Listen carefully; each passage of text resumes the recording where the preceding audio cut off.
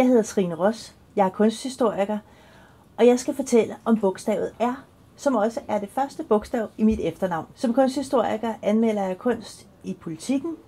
Jeg blogger på min egen blog, trineross.com, og så er jeg holdkaptajn på Kunstquizzen på DRK. Rummelig.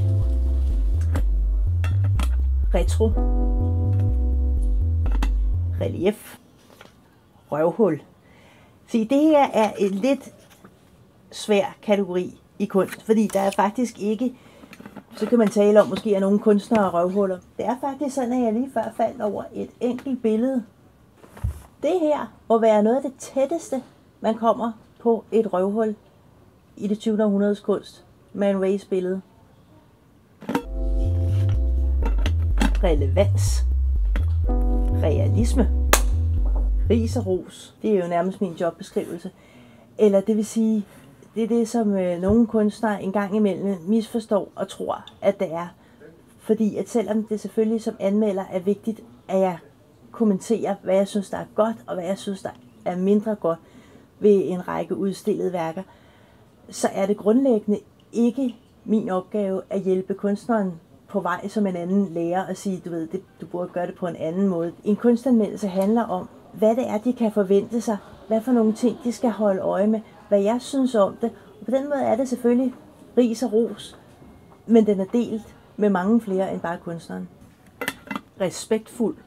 Retrospektiv. Når en udstilling er retrospektiv, så viser den hele værket af en kunstner, i hvert fald indtil den dag, udstilling afholdes, fordi det kan enten være en afdød kunstner, og så er det jo hele værket. Det er sådan en slags udstilling, hvor man får en bred præsentation af, hvad har den her kunstner lavet før, hvor er han eller hun på vej hen.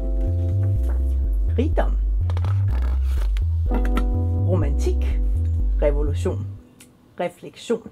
Den slags refleksion, som jeg personligt hader, det der, hvor glasset spejler, så man ikke kan se billedet inde bagved, og man i stedet for bliver ved med at se sig selv spejlet, og man danser i en eller anden fjolledans rundt foran billedet, for at prøve at komme til at se, hvad der gemmer sig inde bag glasset. Det er super irriterende. Radikal. Ramme. Religiøs. Reproduktion. Rædselsvækkende. Rædselsfuldt.